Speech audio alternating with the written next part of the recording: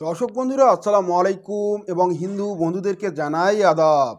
আপনি কি পরী হাজির করতে চান, পরীর সাথে বন্ধুত্ব করতে চান, এছাড়াও পরীকে স্ত্রী হিসাবে ব্যবহার করতে চান, এমনকি ধন সম্পদ প্রাপ্তির ক্ষেত্রে পরীকে আপনি হাজির করতে চান, এছাড়াও আধ্যাত্মিক কাজের জন্য পরীর সাহায্য নিতে চান, এরকম চিন্তাভাবনা যদি আপনি করে থাকেন এবং ইতিপূর্বে বিভিন্ন আমল সাধনা তাবিজ ও তন্ত্রমন্ত্রের প্রয়োগ করেছেন কিন্তু কোনোভাবেই পরীকে আপনি বাস্তবিকভাবে হাজির করতে পারেন নাই, তাহলে আজকের এই ভিডিওটি আপনার জন্য। কেননা আজ আমি আপনাদেরকে পরী হাজির করার মুখ্যম এবং পাওয়ারফুল একটি আমল শেয়ার করব। এই আমলের মাধ্যমে আপনি কিন্তু বাস্তবিকভাবে আপনার সামনে পরীকে হাজির করতে পারবেন। দেখুন, এই আমলটি কোনো রুগীর উপর নয়। যদি আপনি রুগীর উপর অর্থাৎ জিন ভূতের আসরগ্রস্ত রুগীর উপর যদি এই বিশেষ প্রক্রিয়াটি অবলম্বন করেন তাহলে 1 মিনিটের মধ্যে সেই ব্যক্তির শরীরে পরী হাজির হবে।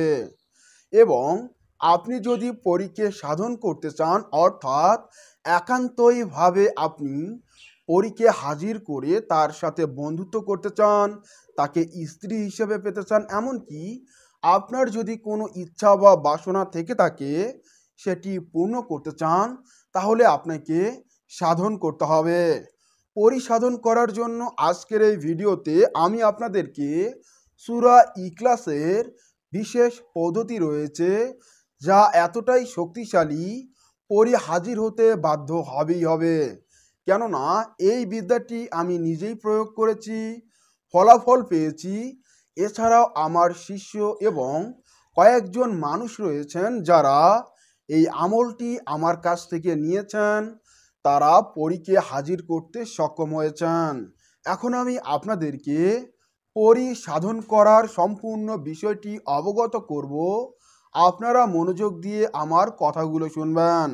দেখুন, এখানে আমি কোনো বিষয় স্কিপ করব না, তাই আমার প্রতিটা কথাই গুরুত্বপূর্ণ।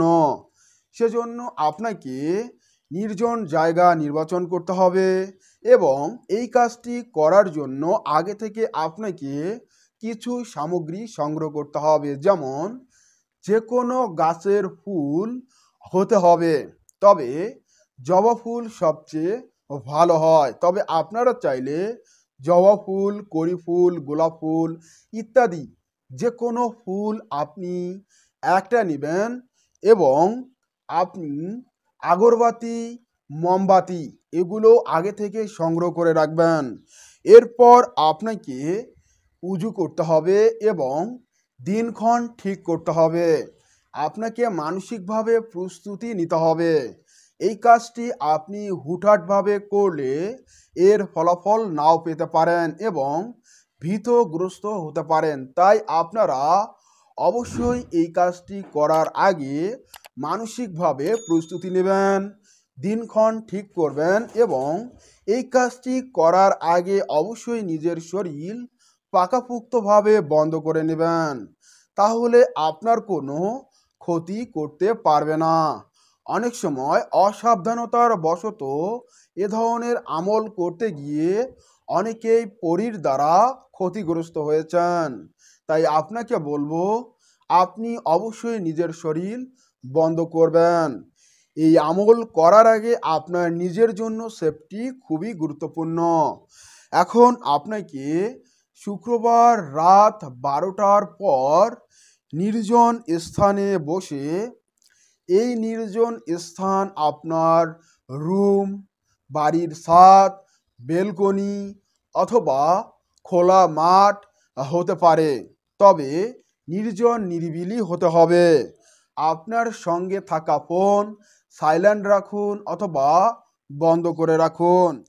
এরপর আপনাকে পশ্চিম দিকে মুখ করে বসতে হবে, মোমবাতি আগরবাতি জ্বালাতে হবে, নিজের শরীরে আতর খুশবু মাখতে হবে এবং আপনাকে 2 রাকাত নফল নামাজ আদায় করতে হবে সেখানেই। আদায় করার পর আপনাকে 3 বার দরুদ শরীফ পাঠ করতে হবে। এরপর সূরা ইখলাস 11 বার পাঠ করবে এবং প্রত্যেকবার পরে আপনি ফুলের উপর ফু দিবেন। আপনাকে এই কাজটি করার আগে থেকেই একটি ফুল সংগ্রহ করে রাখতে হবে।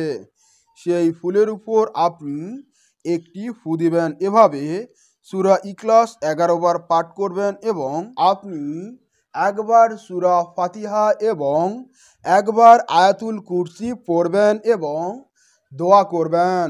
মহান আল্লাহ তাআলার কাছে দুহাত তুলে আপনাকে দোয়া করতে হবে, হে আল্লাহ, আপনার একত্বের কালাম দিয়ে আমি নূরের পরি হাজির চাই। এভাবে এই শব্দটা আপনি 3 বার বলবেন। হে আল্লাহ, আপনার একত্বের কালাম দিয়ে আমি নূরের পরি হাজির চাই। এইভাবে আপনাকে এই প্রার্থনা অর্থাৎ দোয়াটি করতে হবে। করার পর এরপর আপনাকে ইসলামিক নকশা অর্থাৎ সূরা ইখলাস ভিত্তিক নকশাটি সাদা কাগজের উপর কালো কালি দিয়ে লিখতে হবে। স্ক্রিনের মধ্যে দেখতে পাচ্ছেন নকশাটি। এই নকশাটি আপনাকে লিখতে হবে। অবশ্যই আরবি লেখাগুলো সহ আপনাকে ছকটি অঙ্কন করে লিখতে হবে এবং সাইটে লিখতে হবে, হে এক আল্লাহর দোহাই, পরি হাজির হও। এই শব্দটি লিখে আপনি এই নকশাটি সম্পূর্ণ লিখে নেবেন। সেই নকশাটি আপনার সামনে রাখতে হবে এবং রাখার পর আপনি পূর্বে সূরা ইখলাস দিয়ে যে ফুলটি পরে নিলেন, ওই ফুলটি আপনার সামনের সেই নকশার উপরে রাখবেন। রাখার পর আপনাকে সাবর মন্ত্র পাঠ করতে হবে। সেজন্য আপনি চোখ বন্ধ করে সাবর মন্ত্রটি পাঠ করবেন। আমি আপনাদেরকে স্ক্রিনের মধ্যে সাবর মন্ত্রটি দেখিয়ে দিচ্ছি। এখান থেকে আপনারা সাবর মন্ত্রটি দেখে নিন। মন্ত্রটি হলো বিসমিল্লাহির রহমানির রহিম, কুল হু আল্লাহু আহাদ, আল্লাহুস সামাদ, লাম ইয়ালিদ ওয়ালাম ইউলাদ ওয়ালাম ইয়াকুল্লাহু কুফুয়ান আহাদ। হে নূরের সৃষ্টি, আল্লাহর কালামের দোহাই দিলাম, এখনই হাজির হও। হে পরি, দোহাই এক আল্লাহর, দোহাই কুরআনের, এখনই হাজির হও, আমার সামনে রূপ ধরো, দেখা দাও। এইভাবে আপনাকে এই বিশেষ সাবর মন্ত্রটি 21 বার পাঠ করতে হবে। চোখ বন্ধ করে অথবা চোখ খোলা রেখে আপনি ধ্যানের ন্যায় এই সাবর মন্ত্রটি 21 বার পাঠ করবেন। তবে 21 বারের অধিক হলে কোনো সমস্যা হবে না, এক্ষেত্রে আপনার জন্যই ভালো হবে। এইভাবে আপনি এই কাজটি চালিয়ে যান, অবশ্যই আপনার সম্মুখে পরি হাজির হতে বাধ্য হবে। তবে পূর্বে আপনি নিজের শরীর বন্ধ করে এই কাজটির দিকে অগ্রসর হবেন। তা না হলে পরি আপনার সম্মুখে এসে বরং আপনার শরীরেই ভর করতে পারে। এক্ষেত্রে আপনার যে ইচ্ছা পরীকে সাধন করা অথবা পরীকে দর্শন করা, এটা কিন্তু সম্ভব হবে না। পরি যেহেতু এক প্রকার হাওয়া অর্থাৎ বাতাস, সেক্ষেত্রে আপনাকে এটা মাথায় রাখবেন যে যখন পরি আসবে তখন এক ধরনের সুগন্ধি অথবা এক ধরনের ঝাপটা হাওয়া বইবে। তখন আপনি অনুভব করতে পারবেন যে আপনার সম্মুখে পরি হাজির হয়েছে। তখন আপনি এই সাবর মন্ত্রটি আরও বেশি বেশি করে পাঠ করবেন। তখন কিন্তু সে বাধ্য হয়ে আপনাকে দেখা দিবে। তখন আপনি তাকে দর্শন করতে পারবেন। তাকে দেখা মাত্রই আপনি মুগ্ধ হতে পারেন, এমনকি ভয়ও পেতে পারেন। তবে ভয় পেলে চলবে না। অনেক সময় অনেক দুষ্ট পরীরা রয়েছেন যারা আপনার ডাকে সাড়া দিতে পারে, এমনকি তারা দেখতেও ভয়ঙ্কর হয়ে থাকে। সেজন্য আপনারা অবশ্যই সাহসিকতার সহিত পরীকে আমন্ত্রণ করবেন। সে যদি দেখতে ভয়ঙ্করও হয়, সেক্ষেত্রেও আপনি সাহস এবং মনোবল ধরে তার সাথে কথা বলবেন এবং প্রথমে আপনি এক ডাকি ভয় পেয়ে দৌড় দিবেন না। আপনি যেখানে বসে আছেন সেখানেই বসে থাকবেন এবং শক্তভাবে মনোযোগ দিয়ে আপনি তার সাথে কথা বলবেন। ভয় পেয়ে ভীতু হয়ে অজ্ঞান হলে কিন্তু পরে নিজেই ক্ষতিগ্রস্ত হবেন। এই মানসিকতা আপনার ভিতর স্থাপন করে এই বিশেষ সূরা ইখলাসের আমলটি করবেন, কেননা এটা আমার নিজের পরীক্ষিত, আমার শিষ্য এবং কয়েকজন ব্যক্তিরও বিশেষ পরীক্ষিত। আমি আপনাদেরকে দিলাম এই জন্য, আপনারা অনেকেই কমেন্ট করেন যে আমরা পরীকে হাজির করতে চাই, অনেক আমল করেছি, অনেকে ভিডিও দেখে আমরা তদবির করেছি, কিন্তু কোনো উপকার পাচ্ছি না। আপনাদেরকে বলে রাখছি, ইউটিউবের মধ্যে এটাই হচ্ছে শ্রেষ্ঠ ভিডিও। এর উপর দিয়ে পরি হাজির করার অর্থাৎ পরি সাধন করার কোনো ভিডিও ইউটিউবে আপনারা পাবেন না। যেগুলো আছে সেগুলো হচ্ছে ভিউ গেইন করার জন্য। আপনারা ওই সমস্ত ভিডিও থেকে দূরে থাকবেন। এ ধরনের আধ্যাত্মিক শক্তি সম্পূর্ণ আমলগুলো আপনারা বেশি বেশি দেখবেন, আর এই আমলের মাধ্যমে কিন্তু আপনি পরীক্ষা হাজির করতে পারবেন। এটা আমার মুখের বলা কথা নয়, আপনারা নিজেরাই ট্রাই করতে পারেন। আর ট্রাই করতে পারেন এটা আমি বললাম, আর আপনারা লেগে পড়লেন, অবশ্যই সাবধানতাও অবলম্বন করবেন আর এই কাজটি নিজ দায়িত্বে বিচার বিবেচনায় প্রয়োগ করবেন। অন্যথায় আপনার ক্ষতি অথবা আপনার পরিবারের ক্ষতি হলে আমি কবিরাজ সোহানুর রহমান সাগর কোনোভাবে দায়ী থাকব না। প্রিয় দর্শক, এই ভিডিওর মাধ্যমে আপনাদেরকে আমি জানিয়ে দিলাম এবং আপনাদের জ্ঞান অর্জনের ক্ষেত্রে সাহায্য করবে। এছাড়াও আপনাকে আরেকটি গোপন টিপস শেয়ার করি, সেটা হলো রুহানি শক্তি। অনেক ব্যক্তি আছেন যাদের রাশি ভারী হওয়ার কারণে বিভিন্ন অপকর্ম, পাপ, অন্যায়, অবিচার এগুলোর সাথে যুক্ত থাকার কারণে প্রতিটা মানুষের ভিতর থেকে রুহানি শক্তি কমতে থাকে, যার ফলে দৈব শক্তি যেটাকে বলা হয় দৈব জ্ঞান, এটা কিন্তু সেই ব্যক্তির লুপ্ত হয় অর্থাৎ কমে যায়। এখন আপনার সামনে পরি হাজির হলো, আপনার সাথে কথা বলতেছে, কিন্তু আপনি তাকে দেখতে পারছেন না। আপনি পরীকে বারবার বলতেছেন যে রূপ ধরো, দেখা দাও, বা এই মন্ত্রটি পড়তেছেন, কিন্তু সে রূপ ঠিকই ধরতেছে, কিন্তু আপনার যে দৈব শক্তি এটা কমে যাওয়ার কারণে আপনি তাকে সরাসরি দর্শন করতে পারছেন না। এখন আমি যদি আপনাকে একটা উদাহরণ দিয়ে বলি, এটা একটা কলম। মহান আল্লাহ তাআলা আপনাকে যথেষ্ট পরিমাণে দৈব শক্তি দিয়ে পৃথিবীতে প্রেরণ করেছেন। যখন আপনি শিশু ছিলেন, যখন আপনি অবুঝ ছিলেন, যখন আপনি কোনো পাপ করেন নাই, তখন কিন্তু আপনি আপনার দৈব শক্তির মাধ্যমে জিন, পরী, ফেরেশতাদেরকে দেখতে পারতেন। অনেক সময় দুষ্টু শয়তান, জিন, ভূতদেরকে দেখে আপনি কান্নাকাটি করতেন। যখন আপনার গার্জিয়ানরা আপনার উপর দোয়া দরুদ পড়ে ফু দিত, তখন কিন্তু আপনি শান্ত হতেন, অর্থাৎ ওই সমস্ত শয়তানরা পলায়ন করত। আর এখন যে মানুষ যখন আস্তে আস্তে বেড়ে উঠতে থাকে, সমাজ কালচারের সাথে নিজেকে মানিয়ে নিতে চলার পথে তারা মিথ্যা কথা, পাপ, অন্যায়, অত্যাচার, অবিচার এগুলোর সাথে লিপ্ত হয়, যার কারণে মানুষের ওই দৈব শক্তিটা কমতে শুরু করে। এভাবে একটা পর্যায়ে গিয়ে দৈব শক্তি সামান্য থাকে, যার ফলে আপনি সরাসরি হয়তোবা দর্শন করতে পারবেন না। এর জন্য আপনাকে আমল করতে হবে। দেখুন, শুধু এ ধরনের আমল করলেই হবে না, পাশাপাশি আপনাকে 5 ওয়াক্ত নামাজ আদায় করতে হবে, দিনের পথে চলতে হবে, মানুষের সাথে ভালো ব্যবহার করতে হবে, গালিগালাজ করা যাবে না, এবং যখন আপনি এই আমলটি করবেন ঠিক ওই সময় আপনাকে নিরামিষ খেতে হবে। অনেকেই আছেন মাংস দিয়ে ভাত খেয়ে অথবা মাছ দিয়ে ভাত খেয়ে আমল করলেন, এক্ষেত্রে কিন্তু আপনার আমলটা অর্থাৎ সাধনটা কার্যকারী হবে না। কেননা সাধন করার জন্য আপনাকে সাধন ভোজনের দিকেও গুরুত্ব দিতে হবে। পশু হত্যা অর্থাৎ প্রাণী হত্যা করা কোনো তরকারি বা কোনো বস্তু আপনাকে খাওয়া যাবে না। এ ধরনের আমল করার 3 দিন অথবা 7 দিন আগে থেকে আপনাকে নিরামিষ খেতে হবে। নিরামিষ খাওয়ার মাধ্যমে নিজেকে শুদ্ধ করবেন, তারপর এই কাজটি আপনি চলমান রাখবেন।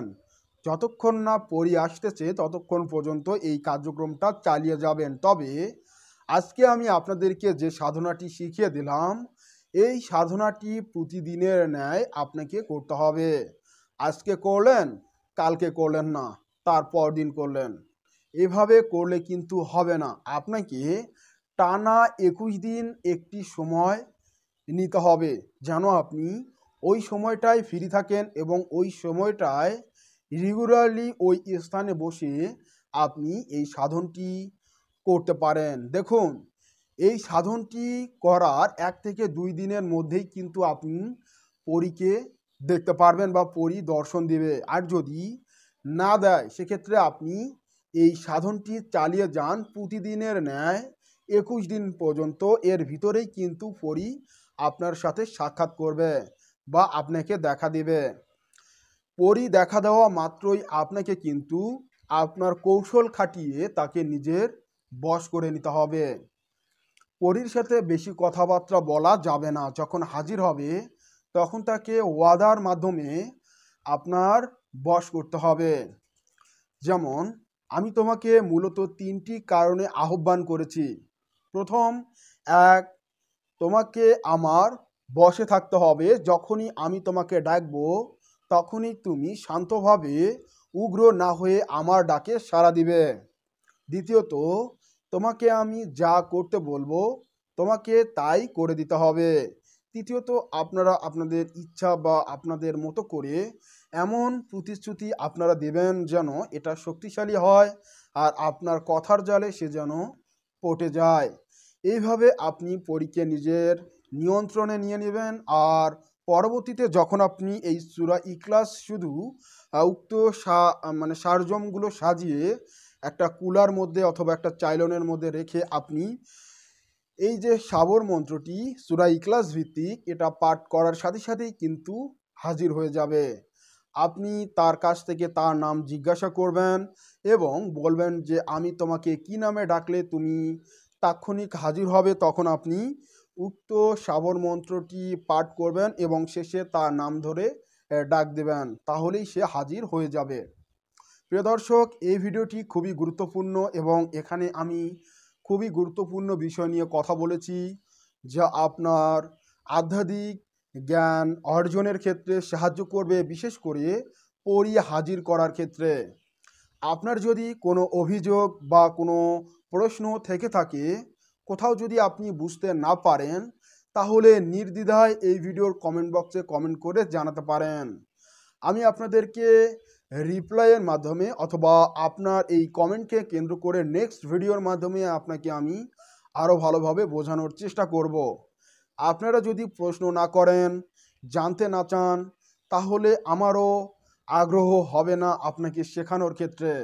আপনারা বেশি বেশি প্রশ্ন করবেন, জানার আগ্রহ থাকলে সেটা কমেন্ট বক্সে জানিয়ে দেবেন।